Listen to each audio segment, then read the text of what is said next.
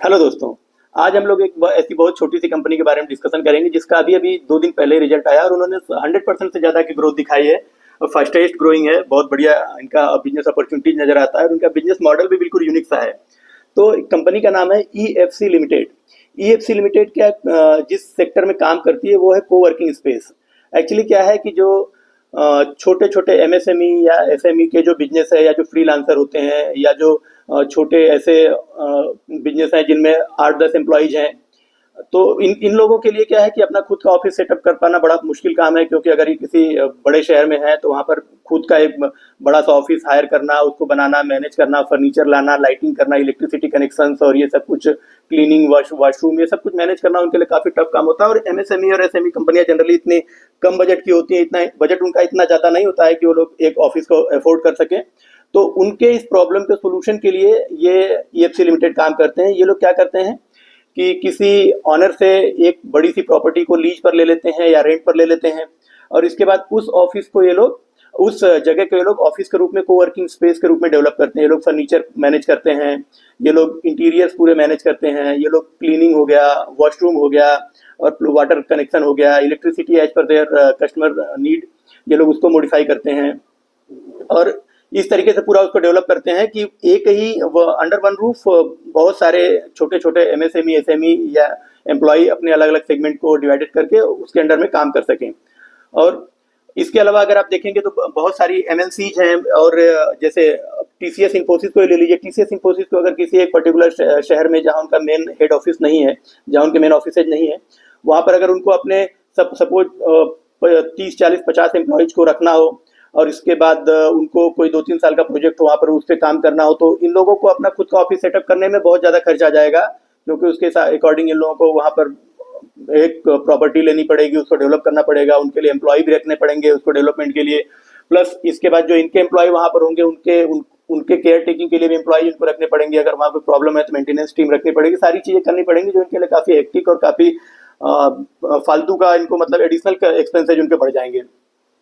तो इसके लिए ये बड़ी MNC या बड़ी बड़ी कंपनियां भी क्या करती हैं कि अपने कुछ ऐसी सीट्स ये लोग जैसे 30 40 50 सीटें ये लोग इन EFC लिमिटेड जैसी कंपनियों में ये लोग ले लेती हैं और उन सीट्स को ये लोग अपने एम्प्लॉयज को दे देते हैं। पर सीट इनका कॉस्टिंग भी कम आता है। ये लोग EFC लिमिटेड का अगर पर सीट एवरेज रेवेन्यू पर सीट देखेंगे तो पर सीट इनका 6 से 7 हज़ार रुपये का इनका चार्जेज है। तो इतने पैसे में उनको वो चीज़ें मिल जाती जो उनको उससे ज़्यादा अगर खुद इस्टेब्लिश करते तो उनको ज़्यादा खर्चा था। तो ये EFC लिमिटेड का ये बिजनेस, सिंपल सा बिजनेस मॉडल है जो आपको मैंने अभी बताया। तो अभी इनके बिजनेस मॉडल के बारे में थोड़ा डिटेल में बात करते हैं। तो इनका बिजनेस के 3 वर्टिकल्स हैं। फर्स्ट तो इनका ये रेंटल लीज वाला है कि एक ये प्रॉपर्टी ओनर से प्रॉपर्टी को लीज पर या रेंट पर ले लेते हैं, फिर उसको कोवर्किंग ऑफिस स्पेस में बदल देते हैं। फिर ये अलग अलग कंपनियों को उसको छोटे छोटे सीट, नंबर ऑफ सीट जिसको जितनी रिक्वायरमेंट हो, 10 सीट 20 सीट 50 सीट ऐसे ये लोग डिवाइड कर देते हैं, उनको दे देते हैं और उनसे पर सीट उनको रेंट मिलता है। वो ये इससे इनको रेंटल इनकम मिलती है। तो ये इनका एक पहला सेगमेंट है। दूसरा सेगमेंट इनका है डिजाइन एंड बिल्ड का। डिजाइन एंड बिल्ड में क्या होता है कि जैसे TCS है, इन्फोसिस है, कोई भी कंपनी है, उनका कुछ कुछ स्पेसिफिक डिमांड होता है कि हमारा फर्नीचर ऐसा होना चाहिए या हमारा जो है दीवारों पर ऐसा डिजाइन होना चाहिए, हमारा ब्रांडिंग का लोगो ऐसा यहाँ लगना चाहिए, हमारा इस तरीके का लाइटिंग का अरेंजमेंट होना चाहिए या हमारे केबल कनेक्शन के रिक्वायरमेंट अलग हैं। तो एज पर देयर रिक्वायरमेंट वो लोग अलग अलग wiring connection, cable connection, lighting, logo, plus designing office, sofa उनका कैसा चाहिए वो, और चेयर टेबल, ये सब कुछ जैसा चाहिए उसके अकॉर्डिंग ये लोग मॉडिफाई करके इनको देते हैं। इसको कहते हैं डिजाइन एंड बिल्ड सेगमेंट। तो डिजाइन एंड बिल्ड सेगमेंट इनका दूसरा वर्टिकल है बिजनेस का। और इनका तीसरा वर्टिकल है फर्नीचर का। तो इनके मैनेजमेंट का कहना है कि हमारा जो काफ़ी ज़्यादा पैसा लगता है फर्नीचर को, जब हम लोग फर्नीचर बिल्ड करवाते हैं, किसी थर्ड पार्टी को हायर करते हैं स्पेसिफिक फर्नीचर बनाने के लिए, क्योंकि as per the customer requirement अलग अलग टाइप के फर्नीचर इनको लगाने पड़ते हैं। तो वहाँ पर इनका काफ़ी पैसा खर्च होता है और काफ़ी इनका प्रॉफिट है वो शेयर करना पड़ता है इनको अपने फर्नीचर मैन्युफैक्चरर के साथ। तो इन्होंने इस सेगमेंट में खुद ही काम करने का फैसला किया और इन्होंने खुद ही अपने फर्नीचर बनाने की यूनिट खोल दी, जिसमें इनके पास state of the art advance machinery है, एडवांस क्राफ्टमैनशिप है और ये लोग फिर लेटेस्ट डिजाइन की मैन्युफैक्चरिंग करते हैं, प्लस वहाँ पर फर्नीचर बनाते हैं और ये लोग as per the customer requirement उसको अपग्रेडेड करके ये लोग कस्टमर को प्रोवाइड करते हैं। तो इसमें इनका कॉस्टिंग भी कम आता है, प्लस इनका with in the time line ये लोग उस फर्नीचर को अपने कोवर्किंग स्पेस में इंस्टॉल कर लेते हैं। तो ये इससे इनको ये बेनिफिट है। अब अगर इनमें इनका ग्रोथ देखें कि ये तीनों बिजनेस में इनका ग्रोथ क्या है, तो जो लीजिंग एंड रेंटिंग वाला बिजनेस है इनका, इसमें 83% का ग्रोथ आया है क्वार्टर वर्सेस क्वार्टर। और डिजाइनिंग एंड बिल्ट वाले जो सेगमेंट है इसमें इनका 140% का ग्रोथ आया है Q1 FY26 में कंपेयर टू Q1 FY25। और फर्नीचर वाले सेगमेंट में इनका आप देखेंगे 68% का ग्रोथ आया इस क्वार्टर में पिछले क्वार्टर के कंपैरिजन में। तो एक्चुअली क्या बिजनेस में ये बिजनेस का स्केल अभी बहुत छोटा है और इसका इनके कॉम्पिटिटर भी इसमें है काफ़ी, जैसे एक AWFIS ऑफिस करके एक इनका सबसे बड़ा कॉम्पिटिटर है, वो इस जो कोवर्किंग ऑफिस स्पेस का सबसे बड़ा प्लेयर भी है, उसका मार्केट कैप भी इनसे काफ़ी बड़ा, इनसे लगभग डबल है वो। और उसका जो ग्रोथ आता है 40-45% से वो लोग अपना रेवेन्यू ग्रो करते हैं। इनका जो ग्रोथ आया है पिछले कंटिन्यूसली 2 क्वार्टर से मोर देन 100% से ग्रो कर रहे हैं। इस क्वार्टर में भी इनका 115% का ग्रोथ आया, इसके पहले भी इनका मोर देन 100% का ग्रो आया था। इसके पहले जो थर्ड क्वार्टर हुआ करता था, थर्ड क्वार्टर में इनका ग्रोथ आया था केवल 50-60%। अगर उसमें वन ऑफ ऐड नहीं करते हैं तो, अगर वन ऑफ ऐड कर लेते हो तो केवल 3% ग्रोथ आया। तो मैंने भी उसमें उस समय इन्वेस्ट किया था। मैंने एक्चुअली इस बिजनेस को 1 साल पहले ट्रैक करना शुरू किया और जो 1 साल पहले इनका मैनेजमेंट का गाइडेंस था कि ये 50 से 60% से ग्रो करेंगे, और उस समय अगर आप देखेंगे तो ये 25-26 के पीई पर अवेलेबल थे। तो 25-26 के प्राइस टू अर्निंग रेशियो पे अगर आपको 50 से 60% का कोई बिजनेस मिलता है तो मेरे हिसाब से बहुत लिक्विडिटी और अच्छी डील थी। मैंने उसमें उस समय पैसे लगाए और मेरे पैसे लगाने के बाद इनका अगला क्वार्टरली जब रिजल्ट आया तो इनका केवल 3% का ग्रोथ आया। 3% का ग्रोथ आया तो इनके मैनेजमेंट ने बोला था 50 से 60 टू 70% ग्रो करेंगे, लेकिन ग्रोथ आया था 3% और वन ऑफ निकाल दें तो इनका कमी ग्रोथ था, 35-40% का समथिंग ग्रोथ आया था। तो इसके बाद क्या हुआ, इनका शेयर प्राइस भी वहां से क्रैश हो गया, पूरा लगभग आधा हो गया और मैं भी उसमें से निकल गया। लेकिन निकलते निकलते भी मुझे 20-25% का लॉस अल्टीमेटली लेना पड़ा था उस समय। लेकिन मैं निकल तो गया उस समय, लेकिन मैंने कंपनी को ट्रैक करना नहीं छोड़ा। मैं कंपनी को ट्रैक करता रहा और फिर लास्ट क्वार्टर से पहले, जो लास्ट क्वार्टर था उसके पहले मैनेजमेंट का एक गाइडलाइन आई थी कि ये लोग फिर से मोर देन 100% अपने बिजनेस को ग्रो करेंगे। तो मैंने दोबारा उसमें एंट्री बना ली। मैंने जैसे दोबारा एंट्री बनाई उसके बाद से वो शेयर प्राइस चलने लगा और शेयर प्राइस वहां से भी डबल हो गया, ऑलमोस्ट आप देखेंगे तो अपने बॉटम से डबल हो चुका है। तो मेरा भी ठीक ठाक गेन हो चुका है उस शेयर प्राइस में। फिर इनका रिजल्ट आया लास्ट क्वार्टर में इन्होंने 100% से ग्रो किया तो बहुत बढ़िया रिजल्ट आया। फिर मैनेजमेंट ने गाइडेंस दिया लास्ट क्वार्टर में कि हम 60 से 70% से ग्रो करेंगे और इस बार इनका ग्रोथ जो आया है वो फिर 115% से ग्रो आया है। तो ये बहुत बढ़िया इनका मैनेजमेंट जिस हिसाब से इन्होंने ये बोल रहे हैं उस हिसाब से ये अपने जो है बिजनेस को एक्सपेंशन भी कर रहे हैं, अपने बिजनेस में ग्रोथ भी दे रहे हैं। तो ये छोटी छोटी कंपनियों में अगर हम अपना पैसा इन्वेस्ट करेंगे तो नो डाउट हमको ट्रैक करना पड़ेगा, लेकिन तो ऐसी ही कंपनियों में अपने को अपॉर्चुनिटी ज्यादा मिलेगी जहां पैसे को अपने बढ़ा सकते हैं, हमारा ग्रोथ हो सकता है। अदरवाइज फिर क्या होगा, हम बड़ी कंपनियों में डालेंगे तो वही है कि ग्रोथ तो कहीं है नहीं, फिर वो फंसे रहेंगे पैसे लेके, फिर वैसे ही वही अपना Hindustan Unilever, Asian paint, Berger paint और ये सब लेके पड़े रहे, फिर तो वहां आपका पैसा नो डाउट गिरेगा कम, लेकिन बढ़ने की संभावना भी तो कम है ना। और हम मार्केट को क्यों आए, हम मार्केट में आए पैसे बनाने के लिए। हमारा कोई ऐसा टारगेट थोड़ी ना है कि हमको 20 साल एशियन पेंट के साथ बैठे रहना है लेके। अरे भाई नहीं बैठना है ना अपने को तो इधर पैसा बनाना है। मनी मार्केट में आया तो पैसा तो बनाएंगे ना, तो इसके लिए हमें ऐसी कंपनियां ढूंढनी। लेकिन हाँ, ऐसी छोटी कंपनियों में एक रिस्क भी है जो मैंने आपको बोला। इनमें रिस्क वही कि अगर आप ट्रैक नहीं करेंगे और जैसे 2 क्वार्टर पहले इनका रिजल्ट आया था और शेयर प्राइस आधा हो गया था तो वो रिस्क भी है। तो अगर आप इनको ट्रैक करते रहेंगे तो आप देखेंगे कि आपका पैसा बनता जाएगा। तो मेरा तो जितना पैसा बना ऑलमोस्ट इसी तरीके से बना है। ऐसे ही माइक्रो कैप छोटी कंपनियों में मैंने इन्वेस्टमेंट किया है और इसी तरीके से मेरा ग्रोथ हो रहा है। तो आपको भी बिजनेस के साथ ही ग्रो करना पड़ेगा। जैसे जैसे बिजनेस छोटे स्केल से बड़े स्केल की तरफ ग्रो कर रहा है, आप भी ग्रो करते जाएंगे। आप अपने पैसे को एक साथ बड़ा नहीं डालना है, छोटा डालिए, थोड़ा सा अमाउंट डालिए, ट्रैक करिए और बिजनेस अगर as per their management guidance according perform करता है तो आप उसमें और अपना एलोकेशन बढ़ाते जाइए आप, और आप देखेंगे कि समय के साथ आपका पैसा भी बढ़ेगा और वो बिजनेस भी ग्रो करेगा और आप भी ग्रो करेंगे। ठीक है, तो अभी मैनेजमेंट का जो इस बार के क्वार्टर में ग्रोथ आया है उसमें इन्होंने बोला है कि इनका जो ग्रोथ का गाइडेंस था, इन्होंने बोला था हम 60 to 70% ग्रो करेंगे। तो उसके अकॉर्डिंग इन्होंने ये भी बोला था कि हम 25 से 30% अपना 25 से 30 हजार सीट्स हम इस फाइनेंशियल ईयर FY26 में ऐड करेंगे। तो इन्होंने क्वार्टर फर्स्ट में 3000 सीटें ऐड की है और देखेंगे तो ये इनका जो पिछला ट्रैक रिकॉर्ड है उसके अकॉर्डिंग ये लोग फर्स्ट क्वार्टर और सेकंड क्वार्टर में कम सीटें ऐड करते हैं, इसके बाद ये लोग मल्टीफोल्ड करते थे सीट एडिंग को। तो ये आगे अपने गाइडेंस को इसके अकॉर्डिंग ये लोग कर ही डालेंगे। तो फिर हम चलिए अब इनके पीपीटी और इनके फाइनेंशियल स्टेटमेंट को देखते हैं कि कैसा रहा इनका रिजल्ट। इनकी पीपीटी पर चलते हैं। तो इन्होंने अपनी पीपीटी में क्वार्टर 1 FY26 का रिजल्ट सबसे पहले दिखाया है, उसके बारे में बात करेंगे। जो इनका कंसोलिडेटेड फाइनेंशियल परफॉर्मेंस आया क्वार्टरली, इनका रेवेन्यू 115% अप हुआ है, बहुत ही बढ़िया ग्रोथ आई इनकी। और पिछले क्वार्टर में भी आप देखेंगे तो मोर देन 100% की ग्रोथ आई थी। इस क्वार्टर में भी इनका मोर देन 100% का ग्रोथ आया है। प्लस इनका EBITDA देखेंगे आप तो वो भी, उसमें भी 120% की ग्रोथ आई है। और इनके प्रॉफिट आफ्टर टैक्स में 196% की ग्रोथ आई, ऑलमोस्ट ये 3 गुना हो गया है। आगे इनका रेवेन्यू स्प्लिट हम देखते हैं तो इनके जो बिजनेस सेगमेंट है उसमें 55.6% का इनका जो रेवेन्यू आता है वो रेंटल बिजनेस से आता है।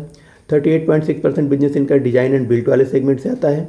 और 5.8% बिजनेस इनका फर्नीचर सेगमेंट से आता है। और इनका प्रॉफिटेबिलिटी अगर हम देखते हैं तो लगभग 64% का प्रॉफिटेबिलिटी इनके रेंटल बिजनेस से आती है, डिजाइन एंड बिल्ट वाले से 34% और 2.3% के ऑलमोस्ट इनका फर्नीचर बिजनेस से प्रॉफिटेबिलिटी आती है। फर्नीचर बिजनेस इन्होंने अभी शुरू किया है तो अभी इसमें इनके एक्सपेंशन में थोड़ा समय लगेगा, लेकिन आगे ये होपफुली और बढ़िया परफॉर्म करेंगे। क्वार्टरली स्ट्रेटेजिक हाइलाइट्स में इन्होंने दिखाया कि इनको 2 नए ऑर्डर्स मिले हैं पासपोर्ट सेवा केंद्र को रिनोवेट करने का, और इसका पूरा फर्नीचर का वर्किंग मिला है इनको, इंटीरियर डेकोरेशन का, जो कि एक तो हैदराबाद में और दूसरा इनका अहमदाबाद में है। और इन्होंने अभी 1,45,000 स्क्वायर फीट और ऐड किया है अपने टोटल रेंटल वाले बिजनेस में। 3,000 सीट्स हैं उसमें। तो ये इनका कहना है मैनेजमेंट का कि ये 3,000 सीट से जो प्रॉफिटेबिलिटी है और अगले क्वार्टर से आनी शुरू हो जाएगी। प्लस इनके पास एक और ऑर्डर मिला है इनको सऊदी अरब से, 7 स्टार होटल के टोटल इंटीरियर डिजाइनिंग और फर्नीचर का काम मिला है इनको। और फिर इन्होंने आगे बोला इनको फिट आउट कॉन्ट्रैक्ट में भी 1,000 मिलियन का एक नया ऑर्डर मिला जिसको इन्हें अगले 90 डेज में कंप्लीट करना है। और इन्होंने एक पुणे में परचेज किया है एक प्रॉपर्टी क्वांटम टावर्स के नाम से, 1,22,000 स्क्वायर फीट की ये प्रॉपर्टी है। और इसको ये लोग कोवर्किंग स्पेस में कन्वर्ट करेंगे, जिसका रेवेन्यू आपको नेक्स्ट कुछ क्वार्टर के बाद मिलना शुरू हो जाएगा। इनका डाइवर्स बिजनेस सेगमेंट है, मैनेज्ड ऑफिस का सेगमेंट है इनका। मैनेज्ड ऑफिस में लोग tailored managed work space solution provide करते हैं। मीन्स कि कोई ऑफिस है, कोई एक बड़ा सा वर्क स्पेस ये लोग ले लेते हैं, उसको कोवर्किंग स्पेस में कन्वर्ट करते हैं और ये लोग उसको पर सीट रेंट पर क्लाइंट को सेल करते हैं मंथली बेसिस पे। दूसरा बिजनेस इनका डिजाइन एंड बिल्ट में है। डिजाइन एंड बिल्ट में एज पर कस्टमर रिक्वायरमेंट ये लोग उसको एक्सेलेंट कमर्शियल इंटीरियर डिजाइनिंग करते हैं और मॉडर्न वर्क स्पेस बना के जैसा कस्टमर का क्लाइंट का रिक्वायरमेंट होता है उसके अकॉर्डिंग उसको मॉडिफाई करके देते हैं। तीसरा फर्नीचर का सेगमेंट है। फर्नीचर का सेगमेंट इन्होंने इसलिए शुरू किया, इनका कहना था कि इनका जो कोवर्किंग का स्पेस है इसमें मोस्टली खर्चा फर्नीचर का ही आता है और फर्नीचर के खर्चे को ये लोग किसी और को दें, उससे क्या होता है इनका कि इनका जो प्राइसिंग है उसके ऊपर कंट्रोल नहीं रहता है। तो इसके लिए इन्होंने खुद ही ये बिजनेस शुरू किया है और इससे इनका प्राइसिंग के ऊपर भी कंट्रोल रहता है और with in the time limit ये लोग अपने फर्नीचर के काम को कंप्लीट कर पाते हैं। इन्होंने अपने जियोग्राफिक कवरेज के बारे में बताया कि इनके जो मोस्ट ऑफ इनका जो सेंटर है वो सारा मेट्रो सिटीज़ में है और अभी ये टीयर 2 और टीयर 3 सिटीज़ में भी इनका जाने का प्लान अभी करंट में नहीं है। फिलहाल 1-2 क्वार्टर के बाद ये लोग वहाँ जाने का प्लान करेंगे। तो अभी इनका देखेंगे आप कोलकाता में, नोएडा में, न्यू दिल्ली, गुड़गांव, अहमदाबाद, मुंबई, पुणे, चेन्नई, हैदराबाद, इन सब जगहों पे अभी इनके सेंटर हैं। और इनके कुछ अपने पर्टिकुलर ब्रांड भी हैं जिनको अगर आप देखेंगे तो ऑफिस का जो इंटीरियर डिजाइनिंग है उस सेगमेंट में इनका एक वाइट हिल्स नाम से एक ब्रांड है और मैनेज्ड ऑफिस स्पेस में इनका EFC और प्रिंट के नाम से एक ब्रांड है और इक फर्नीचर के नाम से इनका फर्नीचर ब्रांड है। आगे इन्होंने अपने लीजिंग वर्टिकल के बारे में बताया है कि इनके पास 10 सिटीज़ में टोटल स्पेस है और 3 मिलियन स्क्वायर फीट इनके टोटल ये लोग मैनेज करते हैं। 82 इनके अभी ऐसी साइट्स हैं जो अंडर मैनेजमेंट चल रही हैं और 35,000 से 40,000 स्क्वायर फीट इनका एवरेज एरिया साइज है। इनके पास 63,000 से ज़्यादा सीट्स हैं जिसमें 3,000 इन्होंने अभी इस क्वार्टर में ऐड किया है और ये लोग पर सीट जो एवरेज रेंट लेते हैं 6,500 से 7,000 रुपीज़ का लेते हैं और 90% इनका जो ऑक्यूपेंसी है वो 90% है। और जो इनका लीज रहता है जो अपने क्लाइंट हैं उनके साथ उनका जो एग्रीमेंट होता है लीज एग्रीमेंट वो मिनिमम 3 साल का होता है और जो प्रॉपर्टी के ऑनर है उनके साथ जो इनका कॉन्ट्रैक्ट रहता है वो मिनिमम 5 साल का कॉन्ट्रैक्ट रहता है। और 45/100 के रेशियो मीन से अगर इनको रेंट से 100 रुपीज़ ये लोग अर्न कर रहे हैं तो उसमें 45 रुपीज़ ये लोग जो प्रॉपर्टी का ऑनर है उसको देते हैं।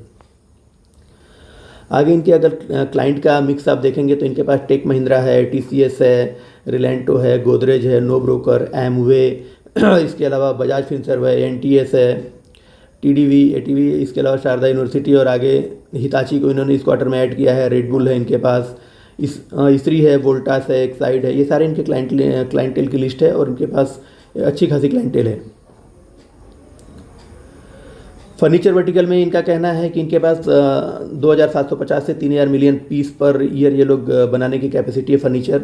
35,000 से ज़्यादा इनके जो फर्नीचर है वो ये लोग सेल कर चुके हैं। 220 मिलियन का ऑर्डर बुक इनके पास पड़ा हुआ है और इनका लगभग 800 टाइप के फर्नीचर ये लोग बनाते हैं। आगे इन्होंने अपना जो ईयरली फाइनेंशियल स्नैपशॉट दिया है उसके बारे में देखते हैं हम लोग। तो FY23 से FY25 में इनका लगभग 550% की ग्रोथ आ चुकी है इनके रेवेन्यू में, और EBITDA में अगर आप देखेंगे तो लगभग 500% की ग्रोथ आ चुकी है FY23 से FY25 में। पैट मार्जिन में भी अगर आप देखेंगे तो 39 मिलियन का इनका पैट हुआ करता था FY23 में, जो अभी बढ़ के 1408, मतलब लगभग ये भी लगभग 5 टाइम्स हो चुका है। ROE इनका 5% हुआ करता था FY23 में, जो बढ़ के अभी 24% के आसपास आ गया है, बहुत अच्छा है। तो ROC भी शानदार है, 6% हुआ करता था जो बढ़ के 18% हो चुका है। तो ये इनका टोटल जो PPT में इन्होंने अपने फाइनेंशियल रिजल्ट और अपने बिजनेस के बारे में थोड़ा बताया था, उसके बारे में हमने डिटेल कर लिया है। आगे हम इनके कॉन्फ्रेंस कॉल के बारे में डिस्कस करेंगे। तो इनके कॉन कॉल के बारे में डिस्कस कर लेते हैं। तो इनका जो कॉन्फ्रेंस कॉल था ज़्यादा लंबे समय तक चला नहीं, केवल 30 मिनट का कॉन कॉल चला था इनका।